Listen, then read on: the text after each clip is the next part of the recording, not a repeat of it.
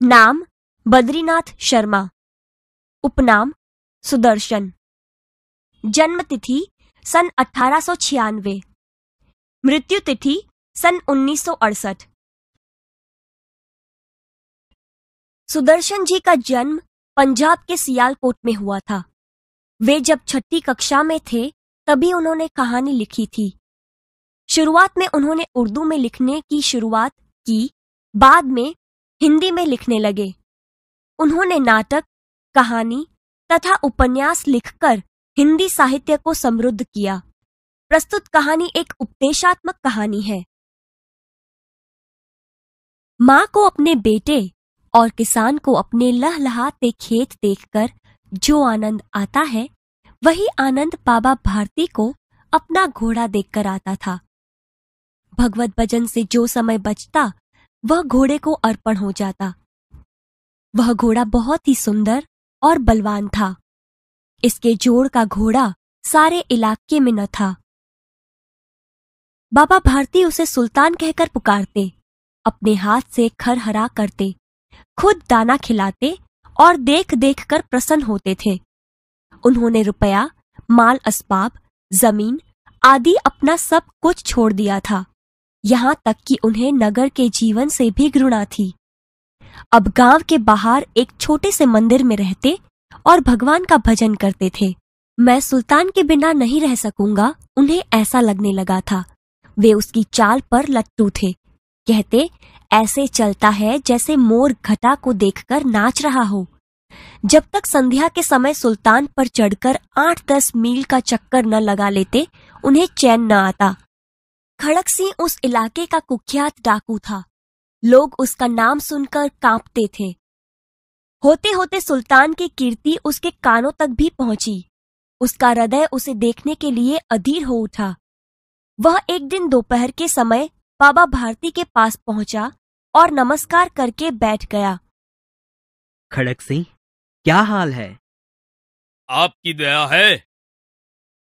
कहो, इधर कैसे आ गए? सुल्तान की चाह खींच लाई। विचित्र जानवर है, देखोगे तो प्रसन्न हो जाओगे। मैंने भी बड़ी प्रशंसा सुनी है। उसकी चाल तुम्हारा मन मोह लेगी। कहते हैं देखने में भी बड़ा सुंदर है। क्या कहना, जो उसे एक बार देख लेता है, उसके हृदय पर उसकी छवि अंकित हो जाती है। बहुत दिनों से अभिलाषा थी, आज उपस्थित हो सका हूं। बाबा भारती और खड़क सिंह अस्तबल में पहुंचे। बाबा ने घोड़ा दिखाया घमंड से। खड़क सिंह ने घोड़ा देखा आश्चर्य से। उसने सहस्त्रों घोड़े देखे थे, परंतु ऐसा बांका घोड़ा उसकी आंखों से कभी न गुजरा था। सोचने लगा, भाग्य की बात है, ऐसा घोड़ा खड़क सिंह के पास होना चाहिए था। इस साधु को ऐसी चीजों से क्या लाभ? कुछ देर तक आश्चर्य से खड़ा रहा। इसके पश्चात उसके हृदय में हलचल होने लगी। बालकों की सी अधीरता से बोला, परंतु बाबा जी, इसकी चाल न देखी तो क्या? बाबा जी भी मनुष्य ही थे। अपनी वस्तु की प्रशंसा दूसरे के मुख से सुनने के लिए उनका हृदय अधीर हो गया। घोड़े को खोलकर बाहर ले गए। घोड़ा वायु वेग में उड़ने लगा। घोड़े की चाल देखकर उसके हृदय पर सांप लौट गया। वह डाकू था और जो वस्तु उसे पसंद आ जाए उस पर वह अपना अधिकार समझने लगता था। जाते जाते उसने बाबा से कहा, बाबा जी, मैं यह घोड़ा आपके पास न रहने दूंगा। बाबा भारती डर गए। अब उन्हें रात को नींद न आती। सारी रात अस्तबल की रखवाली में कटने लगी। प्रति क्षण खड़क सिंह का डर लगा रहता था, परंतु कई महीने बीत गए और वह न आया। यहां तक कि बाबा भारती कुछ असावधान हो गए। संध्या का समय था। बाबा भारती सुल्तान की पीठ पर सवार होकर घूमने जा रहे थे। इस समय उनकी आंखों में चमक थी, मुख पर प्रसन्नता। कभी घोड़े के शरीर को देखते, कभी उसके रंग को, और वह मन में फूले न समाते थे। ओ बाबा, इस कंगले की सुनते जाना, आवाज में करुणा थी। बाबा ने घोड़े को रोक लिया। देखा, एक अपाहिज वृक्ष की छाया में पड़ा कराह रहा है। क्यों, तुम्हें क्या कष्ट है? बाबा, मैं दुखियारा हूं, मुझ पर दया करो। रामावाला यहाँ से 3 मील है, मुझे वहीं जाना है। घोड़े पर चढ़ा लो, परमात्मा भला करेगा। वहां तुम्हारा कौन है? दुर्गादत्त वैद्य का नाम सुना होगा, उनका सौतेला भाई हूँ। बाबा भारती ने घोड़े से उतरकर अपाहिज को घोड़े पर बैठा लिया और स्वयं उसकी लगाम पकड़कर धीरे धीरे चलने लगे। सहसा उन्हें एक झटका सा लगा और लगाम हाथ से छूट गई। उनके आश्चर्य का ठिकाना न रहा जब उन्होंने देखा कि अपाहिज घोड़े की पीठ पर तनकर बैठा है और घोड़े को दौड़ाए लिए जा रहा है। उनके मुख से भय, विस्मय और निराशा से मिली हुई चीख निकल गई। वह अपाहिज डाकू खड़क सिंह था। बाबा भारती कुछ देर तक तो चुप रहे। इसके पश्चात कुछ निश्चय कर पूरे बल से चिल्लाकर बोले, जरा ठहर जाओ। खड़क सिंह ने आवाज सुनकर घोड़ा रोक लिया। उसकी गर्दन पर प्यार से हाथ फेरते हुए कहा, बाबा जी, यह घोड़ा अब न दूंगा। मगर एक बात सुनते जाओ। खड़क सिंह ठहर गया। बाबा भारती ने निकट जाकर उसकी ओर ऐसी आंखों से देखा जैसे बकरा कसाई की ओर देखता है। फिर कहा, यह घोड़ा तुम्हारा हो चुका। मैं तुमसे इसे वापस करने के लिए नहीं कहूंगा, परंतु खड़क सिंह, केवल एक प्रार्थना करता हूं, उसे अस्वीकार न करना, नहीं तो मेरा दिल टूट जाएगा। बाबा जी, आज्ञा कीजिए, मैं आपका दास हूं, केवल यह घोड़ा न दूंगा। अब घोड़े का नाम न लो। मैं तुमसे इसके विषय में कुछ न कहूंगा। मेरी प्रार्थना केवल यह है कि इस घटना को किसी के सामने प्रकट न करना। खड़क सिंह का मुंह आश्चर्य से खुला रह गया। उसका विचार था कि उसे घोड़े को लेकर यहाँ से भागना पड़ेगा, परंतु बाबा भारती ने स्वयं उससे कहा, इस घटना को किसी के सामने प्रकट न करना। इससे क्या प्रयोजन सिद्ध हो सकता है? खड़क सिंह ने बहुत सोचा, बहुत सिर मारा, परंतु कुछ समझ न सका। हार कर उसने अपनी आंखें बाबा भारती के चेहरे पर गड़ा दी और पूछा, बाबा जी, इसमें आपको क्या डर है? उसका प्रश्न सुनकर बाबा भारती ने उत्तर दिया, लोगों को अगर इस घटना का पता लग गया तो वे किसी गरीब का विश्वास न करेंगे। यह कहते कहते उन्होंने सुल्तान की ओर से इस तरह मुंह मोड़ लिया जैसे उनका कोई संबंध ही नहीं रहा हो। बाबा भारती चले गए, परंतु उनके शब्द खड़क सिंह के कानों में उसी प्रकार गूंज रहे थे। सोचता था, कैसे ऊंचे विचार हैं, पवित्र भाव हैं। उन्हें इस घोड़े से प्रेम था। इसे देखकर उनका मुख फूल की नाई खिल जाता था। कहते थे, इसके बिना मैं न रह सकूंगा। इसकी रखवाली में वे कई रात सोए नहीं। भजन भक्ति न कर रखवाली करते रहे, परंतु आज उनके मुख पर दुख की रेखा तक दिखाई न पड़ती थी।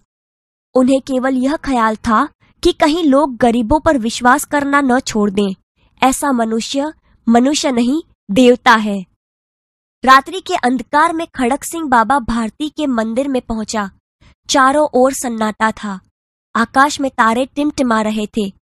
थोड़ी दूर पर गांवों के कुत्ते भौंक रहे थे। मंदिर के अंदर कोई शब्द सुनाई न देता था। खड़क सिंह सुल्तान की बाग पकड़े हुए था। वह धीरे धीरे अस्तबल के फाटक पर पहुंचा। फाटक खुला पड़ा था। किसी समय वहां बाबा भारती स्वयं लाठी लेकर पहरा देते थे, परंतु आज उन्हें किसी चोरी, किसी डाके का भय न था। खड़क सिंह ने आगे बढ़कर सुल्तान को उसके स्थान पर बांध दिया और बाहर निकलकर सावधानी से फाटक बंद कर दिया। इस समय उसके आंखों में नेकी के आंसू थे। रात्रि का तीसरा पहर बीत चुका था। चौथा पहर आरंभ होते ही बाबा भारती ने अपनी कुटिया से बाहर निकल ठंडे जल से स्नान किया। उसके पश्चात इस प्रकार जैसे कोई स्वप्न में चल रहा हो, उनके पांव अस्तबल की ओर बढ़े, परंतु फाटक पर पहुंचकर उनको अपनी भूल प्रतीत हुई। साथ ही घोर निराशा ने पांवों को मन मन भर का बना दिया। वे वहीं रुक गए। घोड़े ने अपने स्वामी के पांवों की चाप को पहचान लिया और जोर से हिनहिनाया। अब बाबा भारती आश्चर्य और प्रसन्नता से दौड़ते हुए अंदर घुसे और अपने प्यारे घोड़े को गले से लिपटकर इस प्रकार रोने लगे मानो कोई पिता बहुत दिन के बिछुड़े हुए पुत्र से मिल रहा हो। बार बार उसकी पीठ पर हाथ फेरते, बार बार उसके मुंह पर थपकियां देते। फिर वे संतोष से बोले, अब कोई गरीबों की सहायता से मुंह नहीं मोड़ेगा। माँ को अपने बेटे और किसान को अपने लहलहाते खेत देखकर जो आनंद आता है, वही आनंद बाबा भारती को अपना घोड़ा देखकर आता था। भगवत भजन से जो समय बचता वह घोड़े को अर्पण हो जाता। वह घोड़ा बहुत ही सुंदर और बलवान था। इसके जोड़ का घोड़ा सारे इलाके में न था। बाबा भारती उसे सुल्तान कहकर पुकारते, अपने हाथ से खरहरा करते, खुद दाना खिलाते और देख देख कर प्रसन्न होते थे। उन्होंने रुपया, माल असबाब, जमीन आदि अपना सब कुछ छोड़ दिया था, यहाँ तक कि उन्हें नगर के जीवन से भी घृणा थी। अब गांव के बाहर एक छोटे से मंदिर में रहते और भगवान का भजन करते थे। मैं सुल्तान के बिना नहीं रह सकूंगा, उन्हें ऐसा लगने लगा था। वे उसकी चाल पर लट्टू थे। कहते, ऐसे चलता है जैसे मोर घटा को देखकर नाच रहा हो। जब तक संध्या के समय सुल्तान पर चढ़कर 8-10 मील का चक्कर न लगा लेते, उन्हें चैन न आता। खड़क सिंह उस इलाके का कुख्यात डाकू था। लोग उसका नाम सुनकर कांपते थे। होते होते सुल्तान की कीर्ति उसके कानों तक भी पहुंची। उसका हृदय उसे देखने के लिए अधीर हो उठा। वह एक दिन दोपहर के समय बाबा भारती के पास पहुंचा और नमस्कार करके बैठ गया। बाबा भारती ने पूछा, खड़क सिंह, क्या हाल है? खड़क सिंह ने सिर झुकाकर उत्तर दिया, आपकी दया है। कहो, इधर कैसे आ गए? सुल्तान की चाह खींच लाई। विचित्र जानवर है, देखोगे तो प्रसन्न हो जाओगे। मैंने भी बड़ी प्रशंसा सुनी है। उसकी चाल तुम्हारा मन मोह लेगी। कहते हैं देखने में भी बड़ा सुंदर है। क्या कहना, जो उसे एक बार देख लेता है, उसके हृदय पर उसकी छवि अंकित हो जाती है। बहुत दिनों से अभिलाषा थी, आज उपस्थित हो सका हूं। बाबा भारती और खड़क सिंह अस्तबल में पहुंचे। बाबा ने घोड़ा दिखाया घमंड से। खड़क सिंह ने घोड़ा देखा आश्चर्य से। उसने सहस्त्रों घोड़े देखे थे, परंतु ऐसा बांका घोड़ा उसकी आंखों से कभी न गुजरा था। सोचने लगा, भाग्य की बात है, ऐसा घोड़ा खड़क सिंह के पास होना चाहिए था। इस साधु को ऐसी चीजों से क्या लाभ? कुछ देर तक आश्चर्य से खड़ा रहा। इसके पश्चात उसके हृदय में हलचल होने लगी। बालकों की सी अधीरता से बोला, परंतु बाबाजी, इसकी चाल न देखी तो क्या? बाबाजी भी मनुष्य ही थे। अपनी वस्तु की प्रशंसा दूसरे के मुख से सुनने के लिए उनका हृदय अधीर हो गया। घोड़े को खोलकर बाहर ले गए। घोड़ा वायु वेग में उड़ने लगा। घोड़े की चाल देखकर उसके हृदय पर सांप लौट गया। वह डाकू था और जो वस्तु उसे पसंद आ जाए उस पर वह अपना अधिकार समझने लगता था। उसके पास बाहुबल था और आदमी थे। जाते जाते उसने कहा, बाबाजी, मैं यह घोड़ा आपके पास न रहने दूंगा। बाबा भारती डर गए। अब उन्हें रात को नींद न आती। सारी रात अस्तबल की रखवाली में कटने लगी। प्रति क्षण खड़क सिंह का डर लगा रहता था, परंतु कई महीने बीत गए और वह न आया। यहां तक कि बाबा भारती कुछ असावधान हो गए। संध्या का समय था। बाबा भारती सुल्तान की पीठ पर सवार होकर घूमने जा रहे थे। इस समय उनकी आंखों में चमक थी, मुख पर प्रसन्नता। कभी घोड़े के शरीर को देखते, कभी उसके रंग को, और वह मन में फूले न समाते थे। सहसा एक ओर से आवाज आई, ओ बाबा, इस कंगले की सुनते जाना। आवाज में करुणा थी। बाबा ने घोड़े को रोक लिया। देखा एक अपाहिज वृक्ष की छाया में पड़ा कराह रहा है। बोले, क्यों, तुम्हें क्या कष्ट है? अपाहिज ने हाथ जोड़कर कहा, बाबा, मैं दुखियारा हूं, मुझ पर दया करो। रामावाला यहां से 3 मील है, मुझे वहीं जाना है। घोड़े पर चढ़ा लो, परमात्मा भला करेगा। वहां तुम्हारा कौन है? दुर्गा दत्त वैद्य का नाम सुना होगा, उनका सौतेला भाई हूं। बाबा भारती ने घोड़े से उतरकर अपाहिज को घोड़े पर बैठा लिया और स्वयं उसकी लगाम पकड़कर धीरे धीरे चलने लगे। सहसा उन्हें एक झटका सा लगा और लगाम हाथ से छूट गई। उनके आश्चर्य का ठिकाना न रहा जब उन्होंने देखा कि अपाहिज घोड़े की पीठ पर तनकर बैठा है और घोड़े को दौड़ाए लिए जा रहा है। उनके मुख से भय, विस्मय और निराशा से मिली हुई चीख निकल गई। वह अपाहिज डाकू खड़क सिंह था। बाबा भारती कुछ देर तक तो चुप रहे। इसके पश्चात कुछ निश्चय कर पूरे बल से चिल्लाकर बोले, जरा ठहर जाओ। खड़क सिंह ने आवाज सुनकर घोड़ा रोक लिया। उसकी गर्दन पर प्यार से हाथ फेरते हुए कहा, बाबा जी, यह घोड़ा अब न दूंगा, मगर एक बात सुनते जाओ। खड़क सिंह ठहर गया। बाबा भारती ने निकट जाकर उसकी ओर ऐसी आंखों से देखा जैसे बकरा कसाई की ओर देखता है। फिर कहा, यह घोड़ा तुम्हारा हो चुका। मैं तुमसे इसे वापस करने के लिए नहीं कहूंगा, परंतु खड़क सिंह, केवल एक प्रार्थना करता हूं, उसे अस्वीकार न करना, नहीं तो मेरा दिल टूट जाएगा। बाबा जी, आज्ञा कीजिए, मैं आपका दास हूं, केवल यह घोड़ा न दूंगा। अब घोड़े का नाम न लो, मैं तुमसे इसके विषय में कुछ न कहूंगा। मेरी प्रार्थना केवल यह है कि इस घटना को किसी के सामने प्रकट न करना। खड़क सिंह का मुंह आश्चर्य से खुला रह गया। उसका विचार था कि उसे घोड़े को लेकर यहां से भागना पड़ेगा, परंतु बाबा भारती ने स्वयं उससे कहा, इस घटना को किसी के सामने प्रकट न करना। इससे क्या प्रयोजन सिद्ध हो सकता है? खड़क सिंह ने बहुत सोचा, बहुत सिर मारा, परंतु कुछ समझ न सका। हार कर उसने अपनी आंखें बाबा भारती के चेहरे पर गड़ा दी और पूछा, बाबा जी, इसमें आपको क्या डर है?